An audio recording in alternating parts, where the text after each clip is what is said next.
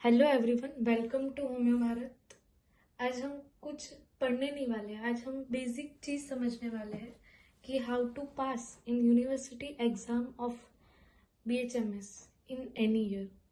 आप कोई भी ईयर में हो, फर्स्ट, सेकंड, थर्ड, फोर्थ, हम उसमें यूनिवर्सिटी एग्जाम में कैसे पास होवे, इसका बेसिक स्टेप हम समझने वाले हैं। सो इसमें मैंने 7 स्टेप अपने हिसाब से लिखे हुए हैं जो एग्जाम में पास होने के लिए ज़रूरी है, तो हम ये समझेंगे। पहला स्टेप है study exam oriented, not everything. So मैं इसमें ऐसा समझाना चाहती हूँ कि हमें वही पढ़ना चाहिए जो एग्जाम में पूछा जाए, जो हम लिख सके। सब नहीं पढ़ना है। अगर हमें मटीरिया मेडिका देख ले या एनाटॉमी देख ले, तो एनाटॉमी बहुत वास्ट सब्जेक्ट है। उसमें हर ऑर्गन का डिस्क्रिप्शन बहुत वे में दिया गया है। पर हमारी यूनिवर्सिटी हमें कौन से क्वेश्चन पूछती है वो इम्पोर्टेंट है। तो हम इसके लिए क्या करेंगे, राइट? सो इसके लिए हम 3 चीजें कर सकते हैं कि हम यूनिवर्सिटी का पूरा सिलेबस देख लें। अब होम्योपैथी में CBDC आ गया है, तो हम ऐसा करें कि CBDC में से पूरा सिलेबस देखें।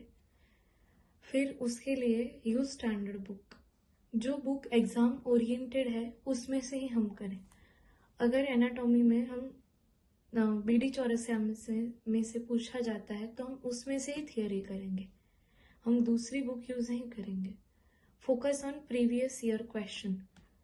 सो पुराने ईयर में हमें जो क्वेश्चन बहुत बार पूछे गए हैं उसको हम देखेंगे। सो मैं क्या करती थी कि ये यूनिवर्सिटी के पुराने पेपर है, राइट? सो यूनिवर्सिटी के पेपर में देखती थी। फिर मैंने क्या किया कि मैंने सबसे पहले CBDC में से ये सिलेबस लिखा, राइट? ये हेडिंग वाइज सिलेबस है, ये मेन हेडिंग है, definition and introduction of materia Medica. फिर उसमें से ये क्वेश्चन है तो ये मस्ट नो है, राइट? सो पेपर में से मैंने देखा कि ये क्वेश्चन इम्पोर्टेंट है, कितनी बार पूछा गया है, तो यहाँ मैंने लिख दिया कि ऐसे पूछा गया है, इस तरीके से पूछा गया है, ये क्वेश्चन इस तरीके से पूछा गया है। सो हम ऐसे लिख सकते हैं। फिर मैंने ये मेडिसिन का बनाया था कि कौन सी मेडिसिन किस डिजीज के लिए यूज होती है, ये भी मैंने प्रीवियस ईयर में से ही ढूंढा था। तो हमें पहले सिलेबस देखना है, सिलेबस लिखना है, और फिर उसमें से जो क्वेश्चन दिए गए हैं उसे मोस्ट टाइम पे टिक कर देना है। जो डिजायर नो है तो वो हमें नहीं करना है, जो मस्ट नो है वो हमें पहले करना है, फिर डिजायर टू नो एंड फिर nice to know. Nice to know नहीं ही करना है, राइट? सो पहले अपना सिलेबस देखेंगे, फिर उसमें से हम प्रीवियस ईयर में से सिलेबस को टिक करेंगे, फिर हम पढ़ना शुरू करेंगे। हमें पढ़ना पहले दिन से ही शुरू करना है। थोड़ा थोड़ा पढ़ के हम लास्ट में बहुत हमारे पास अपने नोट्स आ जाएगी। इस तरह हम करेंगे तो हम यूनिवर्सिटी में पास हो जाएंगे। So second step is make your own notes in your point of view. So मैं इसमें बहुत बिलीव करती हूँ कि हमें अपने नोट्स खुद ही बनानी चाहिए, हमें किसी के भरोसे नहीं रहना चाहिए। मैंने एक कोट लिखा है इस पर, ये बहुत अच्छा है कि I will go with my own, कि हमें अपना रास्ता खुद बनाना चाहिए। क्योंकि अपनी नोट्स बनाने में आसानी ये होती है कि हम इसमें लिखते हैं तो हम मतलब याद रखते हैं उस चीज को, फिर हम वापस रिवीजन में ये आसानी होती है, राइट? हमें किस चीज पर बहुत इम्पोर्टेंस देना है तो वो हमने लिखा हुआ होता है। सो ये रिवीजन के लिए बहुत इजी होता है। अगर हम दूसरे की नोट्स ले लेंगे, उसकी प्रिंट करा लेंगे, फिर रट्टा मार लेंगे, पर हमें याद नहीं रहेगा तो हम क्या करेंगे? इसलिए नोट्स खुद बनानी चाहिए। और उसका दूसरा रीजन ये है कि हमें नेक्स्ट एग्जाम भी देनी है, फिर हमें पीजी की एग्जाम देनी होती है, तो इसके लिए हमें ये सब सिलेबस वापस से पढ़ना होता है। तो उस वक्त हम ऐसा नहीं कर सकते कि एनाटॉमी पहले से शुरू करें, मटीरिया मेडिका पहले से शुरू करें। पहले से हम थोड़ा थोड़ा नोट्स बना के रखें तो लास्ट मोमेंट पे हम आसानी से पढ़ सकते हैं उसमें से, राइट? और अपनी लैंग्वेज में लिखी हुई होती है तो हमें ही पढ़ने में आसानी होती है। इसलिए हमें खुद की नोट्स बनानी है, किसी के भरोसे नहीं रहना है, right. Third step is don't mug up, understand each word in everything. So हमें कोई भी कॉन्सेप्ट हम शुरू करें तो हमें रट्टा नहीं मारना है। हम कहते रहेंगे कि मतलब एग्जाम्पल के तौर पे हम देखेंगे डिलीरियम, तो डिलीरियम ये है, डिलीरियम वो है, मानसिक स्थिति है जिसमें पेशेंट अनकॉन्शियस होता है, ये हम रट्टा ही मार लेंगे तो हमें नहीं याद रहेगा। तो हमें उसका बेसिक कोर समझना है कि डिलीरियम कहाँ से आया है, ये वर्ड का मीनिंग क्या है, ये कहाँ कहाँ यूज होता है, फिर डिलीरियम का कोज क्या है, इसका फीचर क्या है, इसके टाइप क्या है। हम सभी चीजें उसमें देखेंगे कि वो किस तरीके से हर व्यू पॉइंट में अलग अलग है। सो इससे हमें आसानी होगी, शब्द को समझने के लिए आसानी होगी। ये हर चीज में यूज होगा, वरना हमें कंफ्यूजन हो जाएगा।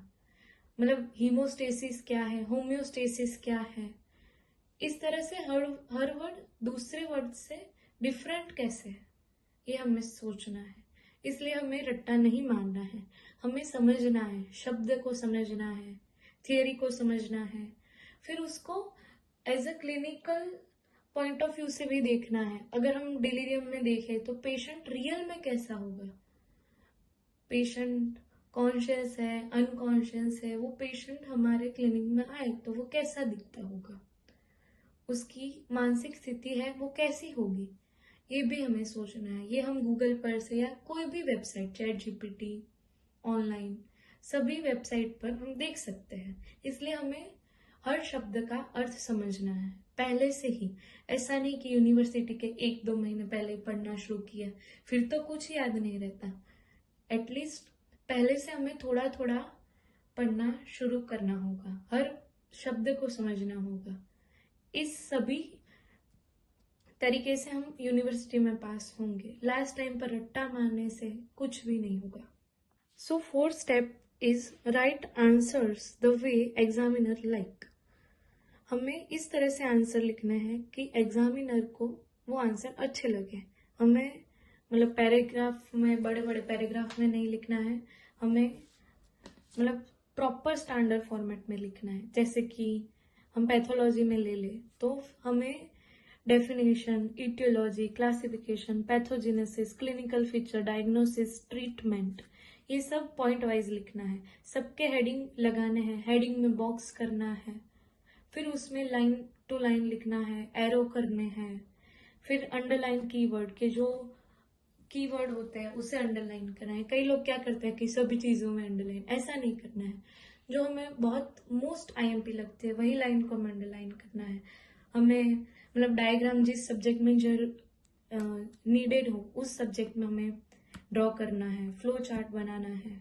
फ्लो चार्ट से क्या होता है और डायग्राम से क्या होता है कि क्वेश्चन की लेंथ बढ़ जाती है और क्वेश्चन दिखने में भी बहुत प्रॉपर दिखता है। इस तरह हमें स्मार्ट वर्क करना है। सो 5 step is revision is must. अगर आपने बहुत मेहनत की होगी पर आप रिवीजन ही नहीं करेंगे तो आप एग्जाम में पास नहीं होंगे। हमें लास्ट के 15-20 दिन में पूरा सब्जेक्ट का रिवीजन करना है, राइट। हमें उस वक्त क्या करना है कि रिवीजन ओनली आईएमपी क्वेश्चन। उस टाइम पे हमें नए टॉपिक नहीं खोलने हैं, हमें रिवाइज अपने मुताबिक करना है कि हम बोल के रिवीजन करें या लिख के करें या खुद को पढ़ाएं। इस तरह से हमें रिवाइज करना है, पर रिवीजन इज मस्ट।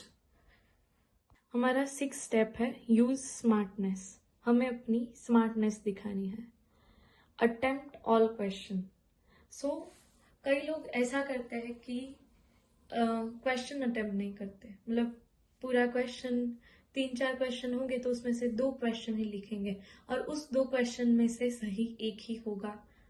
सो हम उसके मार्क कट जाएंगे। इससे बेहतर हमें आए या ना आए, हमें ऑल क्वेश्चन अटेम्प्ट करने हैं। उसके रिलेटेड हमें थोड़ा भी आए तो हमें उसका हेडिंग बदल के या कुछ भी करके, थोड़ा रट्टा मार के, कुछ गप्पे मार के, कुछ भी, पर हमें पूरे क्वेश्चन अटेम्प्ट करने ही है। हमें एक भी क्वेश्चन छोड़ना नहीं है। पास होना होगा तो ऑल क्वेश्चन को अटेम्प्ट करना होगा। और start with question you know best. कई लोग क्या करते हैं कि पहले टफ क्वेश्चन ले लेते हैं, फिर उसको सोचने में बहुत टाइम लगाते हैं कि मैं इसमें क्या करूं, फिर भूल जाते हैं, फिर डिप्रेशन में आ जाते हैं, फिर पेपर ही नहीं लिख पाते हैं। ऐसा नहीं करना है। जो क्वेश्चन हमें बहुत अच्छी तरीके से आता है वही हमें शुरुआत करनी है। राइट नीटली, हमें बहुत प्रॉपर वे में पेपर लिखना है। ऐसा नहीं कि मतलब पेन से हम चेका कर दे या ऐसा कुछ कर दे, ऐसा नहीं करना है। पूरा अच्छी तरीके से लिखना है। और एग्जाम में हम ब्लैक और ब्लू पेन का यूज कर सकते हैं, हम पेंसिल का यूज कर सकते हैं, हेडिंग लगाने के लिए यूज कर सकते हैं, फ्लो चार्ट में कर सकते हैं। फ्लो चार्ट में और डायग्राम में हम बॉक्स ड्रॉ कर सकते हैं, फिर इसके नीचे हम टॉपिक का नाम लिख सकते हैं। इस तरीके से हम पढ़ सकते हैं। सो 7 and last and most IMP step, time management. हमें टाइम मैनेजमेंट करना बहुत जरूरी है। किस क्वेश्चन को हमें कितना टाइम देना है ये हमें पहले ही कैलकुलेट करना होगा। So if the question is 10 mark, so हमें उसके लिए 80 to 20 मिनट्स देनी है। अगर कोई क्वेश्चन 5 मार्क का है तो उसके लिए हमें 8 और 10 मिनट देनी है। अगर 3 मार्क का है तो हमें 5 मिनट देनी है। इस तरह से हमें अपनी तरीके से टाइम मैनेजमेंट करना होगा। अगर हम 3 मार्क के क्वेश्चन में 20 मिनट लेंगे तो फिर हम लॉन्ग क्वेश्चन कैसे लिख पाएंगे। इसलिए टाइम मैनेजमेंट हमें अपनी तरीके से करना होगा। सो ये था how to pass in university exam. So आपको ये वीडियो अच्छा लगा हो तो आप like, share and subscribe and follow होमे Bharat on Instagram. Thank you.